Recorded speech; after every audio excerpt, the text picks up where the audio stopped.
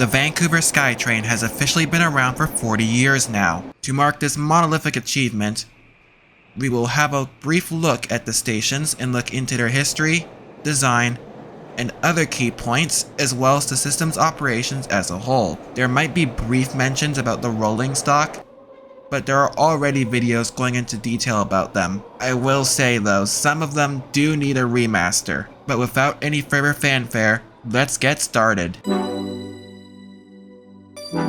We start at the western terminus at Waterfront Station. It originally served as a transfer between the numerous bus routes and the Seabus ferry, but has since grown to serve the West Coast Express in 1995 and the Canada Line in 2009. It is currently on the most western tip of the SkyTrain network and serves as the network's busiest station, with 4,561,000 riders in 2024. Waterfront may be the permanent western terminus for the Expo line. Other extensions to North Vancouver have been theorized, but are unlikely for now, especially with the potential construction impeding with the Port of Vancouver's operations. The next two stations are both sister stations, Burrard and Granville. They serve as the primary stations downtown and serve as a transfer onto the 257 Horseshoe Bay Express and R5 Rapid Bus respectively. Granville is the fourth busiest station of just over 6.1 million riders in 2024, with Burrard not too far behind with just under 6 million in 6th place. These stations are unique as rather than being built as a standard island layout,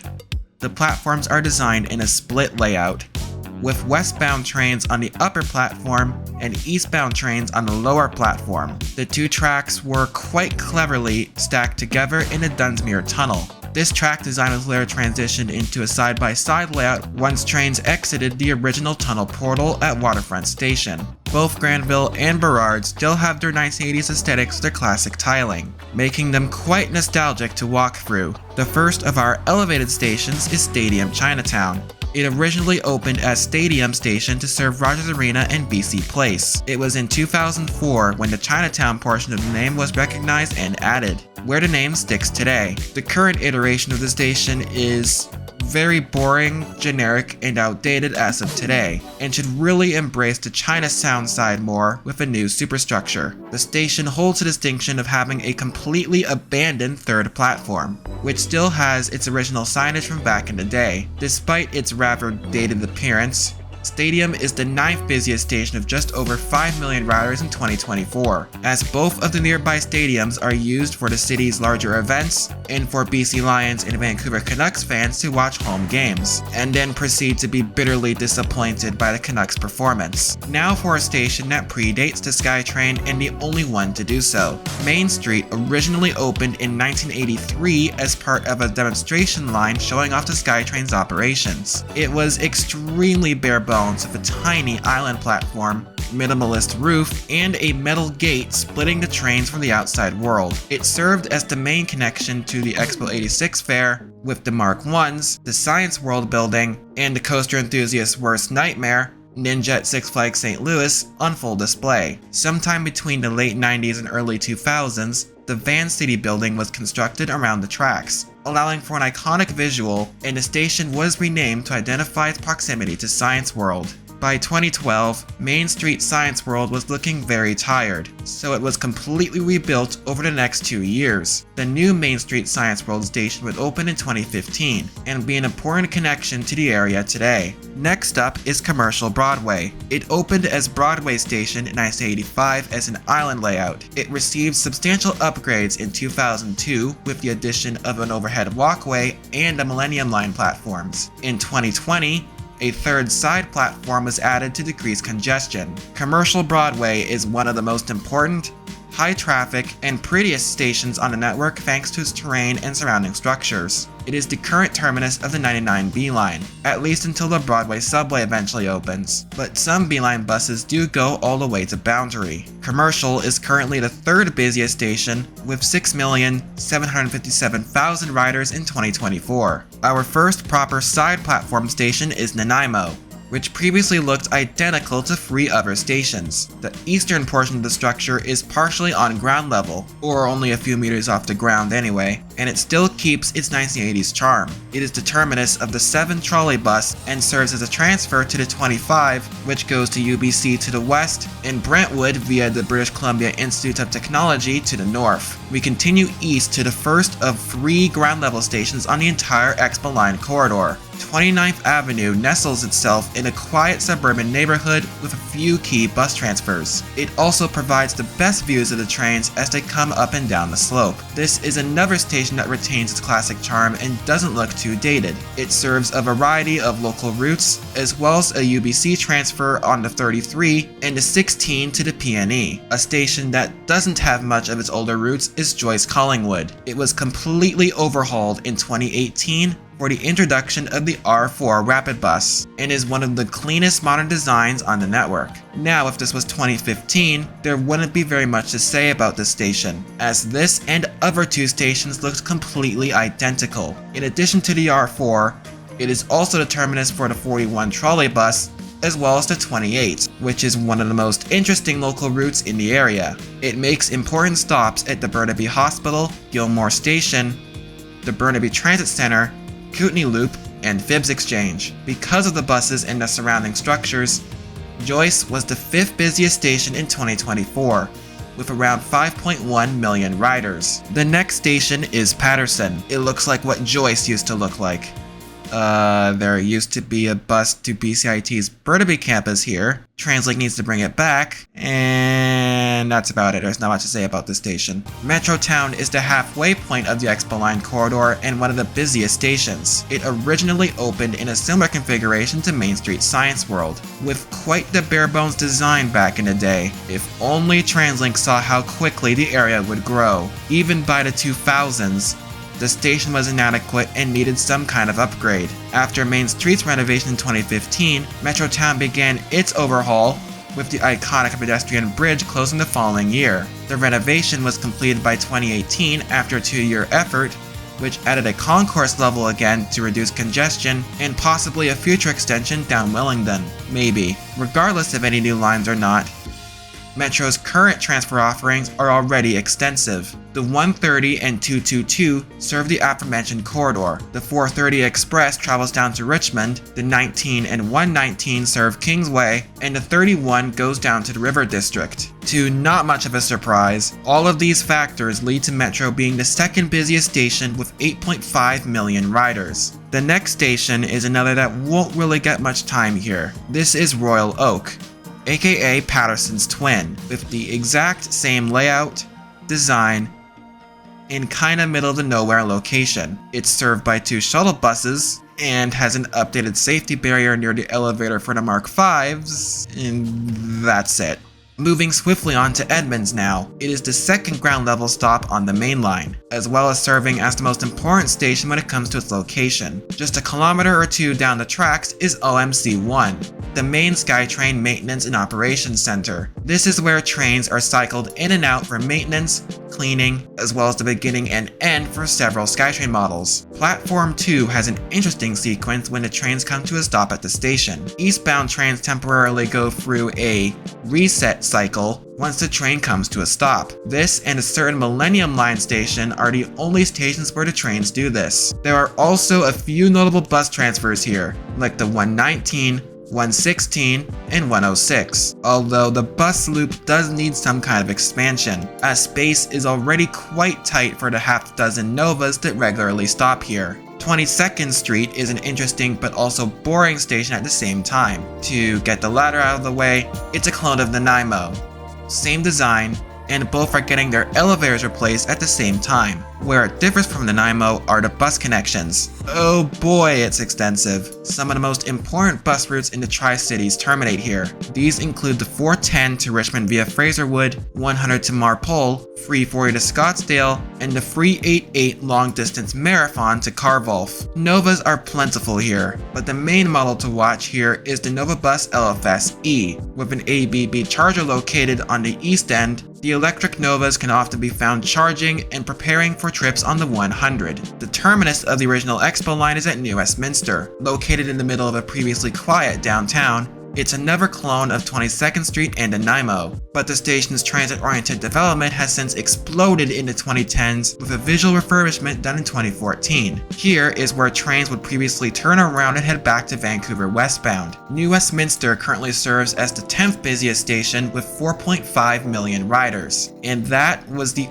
original trackage along the Expo line, along an innovative journey. When the SkyTrain opened, it quickly became the most futuristic transit line in the country, with the boxy Mark Is becoming the short kings of Canadian metro rolling stock. Even today, at their retirement age, they're still ahead of their time. The SkyTrain's near immediate success saw expansions planned and under construction. The next extension came in 1989 to Columbia Station just down the street. It technically became the third and final ground level station on the main Expo line corridor. Although there are tunnels going in and out of the station, the actual structure is at ground level in a pit, where trains would again turn around. Columbia's stint as a terminus would not last very long, with the most impressive feat in the SkyTrain's history opening the following year. The SkyTrain had a historic milestone in 1990, when the Expo line crossed the Fraser River for the first time to Scott Road. This is the first station in Surrey and became the main artery for buses for the next few years. The following year, in 1991, saw the Milan Mark Is introduced on the system. They featured a slightly altered seating arrangement and a metal plate where the emergency door would be, but is otherwise mechanically identical to the other Mark Is. The Surrey Expansion of the 1990s was completed in March 1994, with a 3-station extension to Gateway, Surrey Central, and King George. Gateway exists. It serves as the pseudo-terminus for the 335 and serves an iconic office building. Apart from these things, it's fairly unremarkable. Surrey Central, however, is the anchor of this extension. Being right in the heart of Surrey where the former Wally Exchange used to be, most of Scott Road's routes were relocated here and has served the area impressively well and became one of the first true examples of extensive transit-oriented development, or TOD. One of the first buildings being the iconic Central City Tower built in 2003. The most recent development is a new SFU Health campus that's currently under construction. It is estimated to be completed by 2030. In addition to the TOD, Surrey Central also boasts the most bus connections on the branch, with all the SkyTrains and Langley Center buses, critical Newton routes, and the R1 Rapid bus all stopping here.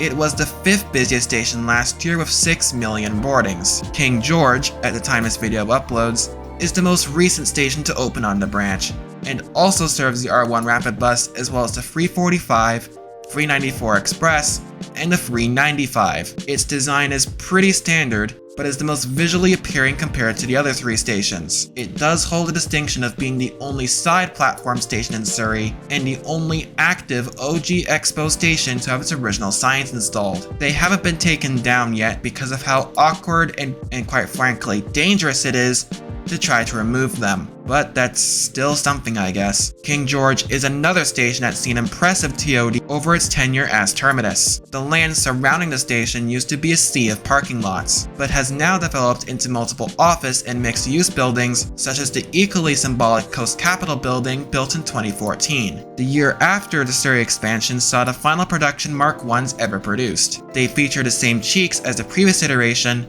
but the emergency doors make their return. While King George was the last station built on the original Expo tracks, it definitely wasn't the last. An expansion had been in the planning stages between Coquitlam and Northern Burnaby. What would be known as the Millennium line would start construction in 1999, with progress made on the first few stations, but it was made clear that the rest of the line needed more time to be built. Sapperton would be the first to open on January 7th, 2002.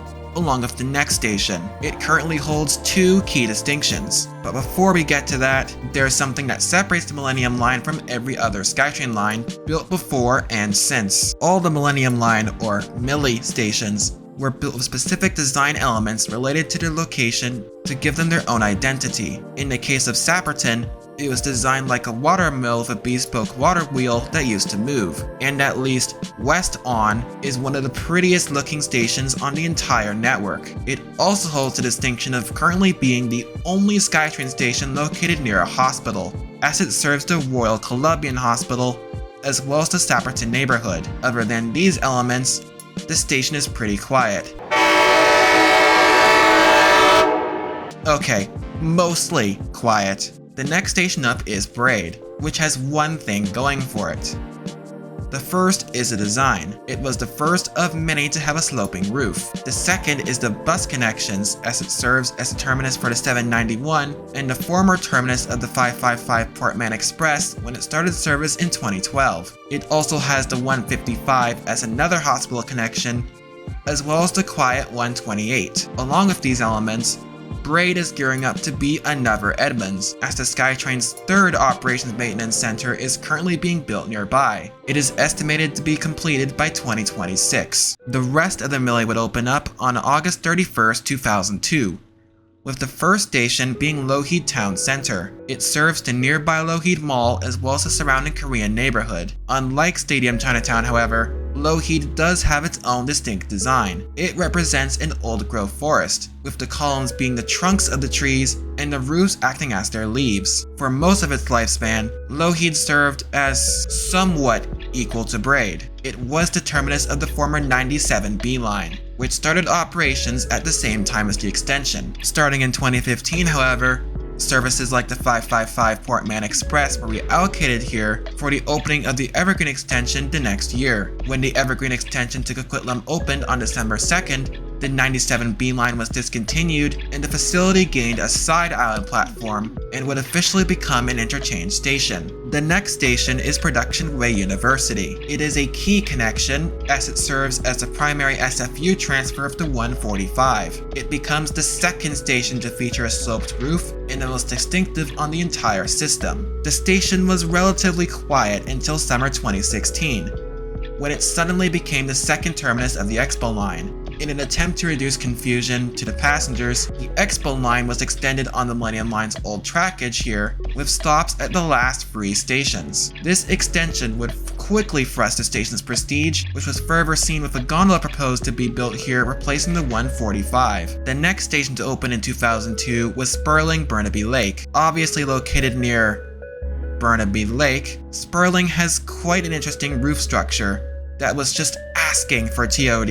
A shame it never came though. It does serve as an SFU connection to the 144 and is a good rail fanning location. A station with slightly better fortune was Haldom, as it received a condo unit. Its key design elements are the glass lanterns featured throughout, designed by renowned glass sculptor Graham Scott. The station is also in close proximity to a classic bowling alley and a Ford dealership. And that's about it. A more exciting station to discuss is Brentwood Town Center. It is easily the best looking station on the Millennium Line. The station was built with a variety of different materials and techniques, such as the wood ribs, glass panels, and steel superstructure. The station received the Governor's Medal of Architecture for these elements. Fortunately, unlike Sapperton, Brentwood's extensive architecture did not go to waste, as it serves the Brentwood Mall, now Amazing Brentwood, as well as a key bus and university connection with the 25 to UBC. The British Columbia Institute of Technology's main Burnaby campus is not too far from here, and can easily be seen from the eastbound platforms.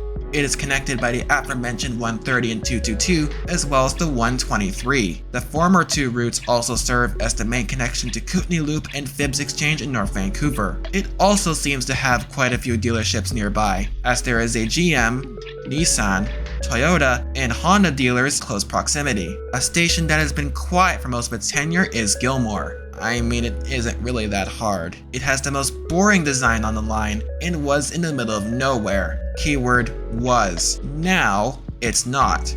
The station is now home to a massive complex in Gilmore Place that should hopefully lift the station up on the ridership front. The next 2 stations are Renfrew and Rupert. These will be grouped together as they share similar specifications and amenities. Both are also served by one bus route, the 27 and 16 respectively. The 16 is the closest bus to the Peony Fairgrounds and is a higher traffic route compared to the 27, and Renfrew seems to have more surrounding it compared to Rupert as well. But Rupert does have the better SkyTrain view. And finally, we return to Commercial Broadway once again, this time focusing on the lower Millennium Line platform. This section, as well as the overhead walkway and curved canopy, were all built in 2002, and make the station have the iconic look it has today. The line also came with brand new Mark II trains built between 2000 and 2001. They became the largest trains on the line, and the first of the articulated train sets. These cars have gotten vocal as time went on, and their articulated joints had to be replaced halfway through their service lives, but have been overall as reliable as their older counterparts. Our Millie journey doesn't quite end here though, as there are 2 stations that open behind schedule. The first one of these is Lake City Way, which opened a year and 4 months behind on November 22nd, 2003, between Production and Sperling. The station has a nice appearance and quite the big roofline. That was all that could be said for the station for the next 22 years.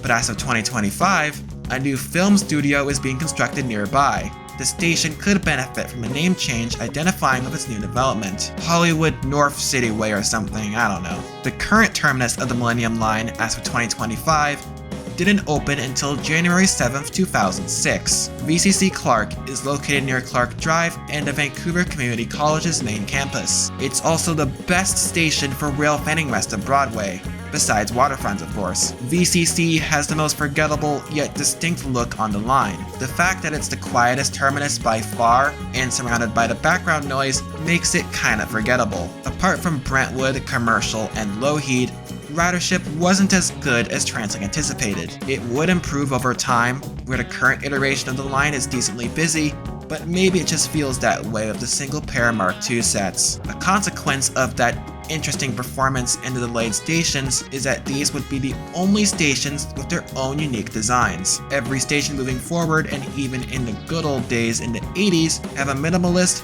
copy-paste design. More on that later. Going back to 2004, a new line was being constructed not too far from VCC Clark on Cambie Street. This line was planned to connect downtown Vancouver, Richmond, and the Vancouver International Airport. We now know this as the Canada Line, which would open 5 years later and several weeks ahead of schedule on August 17th, 2009. The Canada Line section will be handled a little different here. The reason for that will be stated soon enough. But we start with the airport branch. YVR Airport Station became the first ever rail connection to the airport and the first station people see when arriving to Vancouver. This is followed by Sea Island Centre, located near 2 Air Canada facilities, as well as Templeton. This is easily the most visually impressive station on the entire line and impossible to ignore. Templeton also serves the MacArthur Glen Outlet Center and has additional YVR parking. Moving across the station is where we find Capstan, the longest delayed station in SkyTrain history, and the only station where its construction was funded by developers, at least partially. It shares the same design as Joyce Collingwood and is the most amenity-packed station on the entire Canada Line, as it's the only station to have dual escalators and stairs, vending machines, and a built-in cafe. Bridgeport is one of the 2 bus transfer heavy stations on the Canada Line, with most of the suburban network starting or ending trips here. There is another university connection on the 412 to BCIT's Richmond campus, as well as YVR's Southern Terminal, which is one of the best places for plane spotting. The 430 Express to Metrotown also stops here. Other nearby attractions include the River Rock Casino and Resort, as well as the Canada Line's main yard. King Edward has a design queue not seen for 24 years. The return of the split side layout. Like Burrard and Granville, the tracks go over and or under each other, with northbound trains on the upper platform and southbound trains on the lower platform. It also serves as a connection to the 25 to BCIT, Nanaimo, and UBC. Broadway City Hall, the next station up, is another transfer point to the 99B line, soon to be the Millie, and has an overhead walkway over the trains, being the only underground station to do so. And Waterfront is the northern terminus of the line and is one of the 3 endpoints to have 2 tracks. And that's the Canada Line. Why so brief? Well, about the copy-paste designs from earlier. Yeah, this line's a big example of this. Vancouver City Centre, Yaletown, and Olympic Village all look the same. Oakridge and Langara are basically twins, and all of the elevated stations, they look indistinguishable if you remove the buildings and ignore the bus connections. Despite these generic looking designs,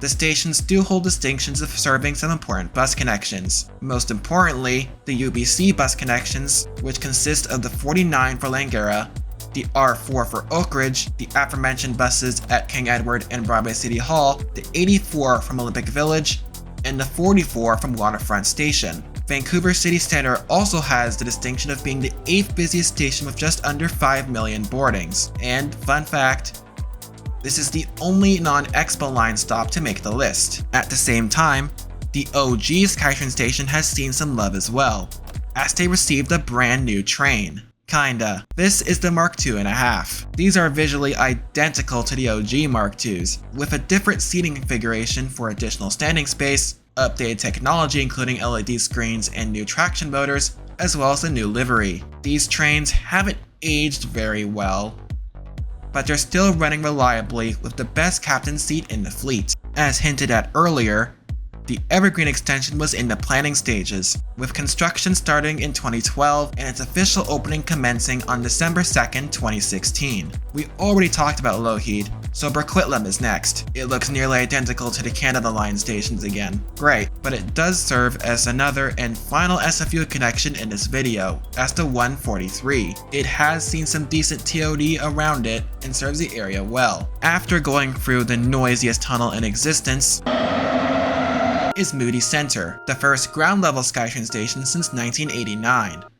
And no, Broadway's Millie platforms don't count since that was built into a pit. This and Coquitlam Central further east are the first West Coast Express connections since its opening in 1995 at Waterfront. Not much TOD appears to be in the immediate vicinity of the station, but it is an anchor to downtown Port Moody, and its general aesthetics are pleasing to look at. It does serve as a bus connection to the aforementioned 180, as well as the 160, which has a pseudo-highway run alongside the Burrard Inlet to Kootenay Loop. These used to be legendary with the C40 LFRs and D40 LFRs, but have not really been the same since. It's Excelsior land now. Inlet Center is the quirkiest station on the extension, as it's the only hybrid station on the entire system. The station itself is ground level, but the actual platforms cross under the Barnett Highway Bridge, which technically makes it an underground station at the same time. It's also a more modern version of Edmonds on the Expo line, as it's the closest station to OMC3, and is the second and final station where trains go through their reset sequence. Inlet Center also seems to be in the middle of an auto mall,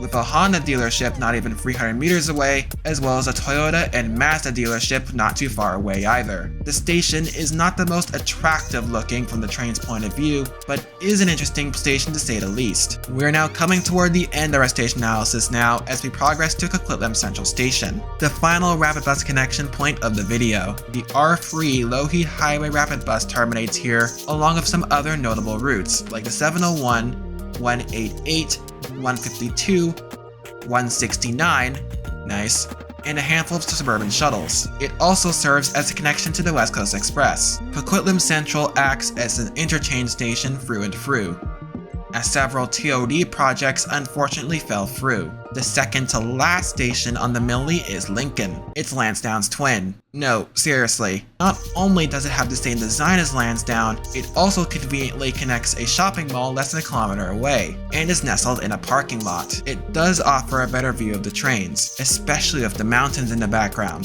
The final station in this video and the eastern terminus of the Millennium Line is Lafarge Lake Douglas. It's named after the nearby Lafarge Lake, where special events take place or a peaceful place to walk, as well as Douglas College's Coquitlam campus. It is the only terminus on the entire SkyTrain system, not counting the Canada Line, to not feature a switch track spur. These usually signify some sort of future expansion. Here, Lafarge seems to be the end of any northeastern expansion on the SkyTrain, as it serves as a hard limit. Lafarge is also fittingly the final station to have a sloped roof. It's been a little while, hasn't it? Although we did reach the end of the station expansions, the SkyTrain story doesn't end here, as the trains are still progressing. The Mark III train set started service in 2015, using the same overall platform and traction motors as the Mark II.5s, but offer a superior passenger experience. This was later developed into the Mark Vs, the longest trains in system history. These have most of the amenities modern metro trains have today, including enhanced LED lighting and displays, leaning pads, and an extra car. These trains will replace the Mark 1s and first-gen Mark 2s in the next 5 years or so. Now we look into the future, as there are expansions across the region. The Broadway subway has been a long time coming, as the 99B line has been a highly successful but also painful bus route for the last few decades now. This project extends the Millennium line between VCC Clark and Arbutus, and will result in the truncation of the 99B line and the possible retirement of the 84. The Broadway subway will mark many firsts as well as some satisfying payoffs, but most of these are quite gimmicky. It will be the first underground stations built on the original SkyTrain network since 1989, but really technically since 1985 with Burrard, Granville, and Waterfront. It will be the first significant underground stretch ever for the OG system, as the longest was, again, Granville and Burrard at 2 stations. It will be the first time that the Canada Line and Millie have any significant contact. It will also have the first hospital connection since Sapperton in 2002. The terminus at Arbutus will be the most west point of the SkyTrain in history, and it will likely be the last project the Mark 1s ever get to see, as they will be retiring or be retired by the time the extension opens between 2027 and 2030. The Broadway subway stations are as follows.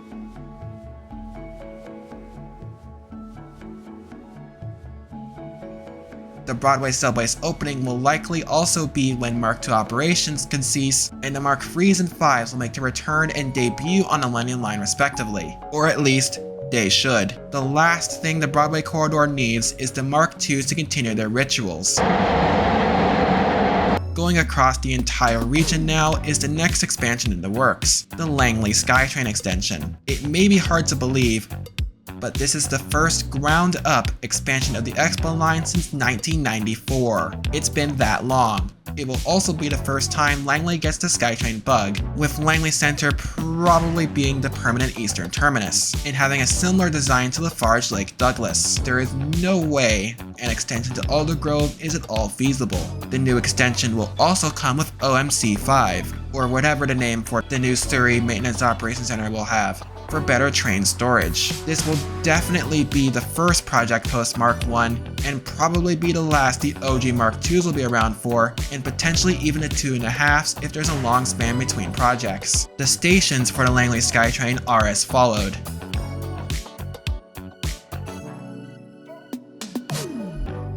And that is nearly every SkyTrain station analyzed. That was an interesting ride to say the least, but we had to celebrate the SkyTrain's 40th in some fashion, and something like this is a good way to show how the network has evolved from the green clone structures in the middle of nowhere to the large structures that we have today. Even with this station and rolling stock evolution, the base tech, aka the SkyTrain secret sauce, remains the same with some evolutionary modifications. The automated technology does have some issues, like its sensitivity to harsh weather conditions. That's a fundamental flaw for sure, but that's what makes the SkyTrain so special. It was doing automated operations decades before Tesla would with their self-driving. And even with the high-tech screens in the interior and countless sensors, the 41-year-old Mark 1s are still more reliable and will probably forever have Tesla beat, as automated technology is just naturally better on rails. The SkyTrain was running autonomously even before the Airbus A320, one of the first successful mainstream aircraft with its automation, Ariel 1011, started flying in 1988, and the system had extremely high or low expectations going in. With NBC, there was a lot of hype back then for the system, and in hindsight, for good reason. The experience of getting a bird's eye view from the front seat with impressively fast ops made a lot of people not only SkyTrain fans, but also transit fans for people like yours truly. I still vividly remember watching old SkyTrain videos and then eventually sitting at the front of a Mark II in 2010, and that love for the SkyTrain has never left. And to say that all of this recognition and success came with some pretty difficult odds. Toronto had a much more difficult time with their ALRT tech just a few months earlier, and Detroit's system that opened in 1987 was in Detroit. It wasn't until the late 90s when Kuala Lumpur became the next successful ALRT system, with other notable systems opening up across the world, and it was very likely that these wouldn't have come into fruition without the Vancouver SkyTrain. So on this special occasion, we not only thank it for revamping Vancouver's transit landscape, but for also showcasing the world what driverless trains can do. And all of this long before the current AI takeover we have today. So with that, thank you, SkyTrain.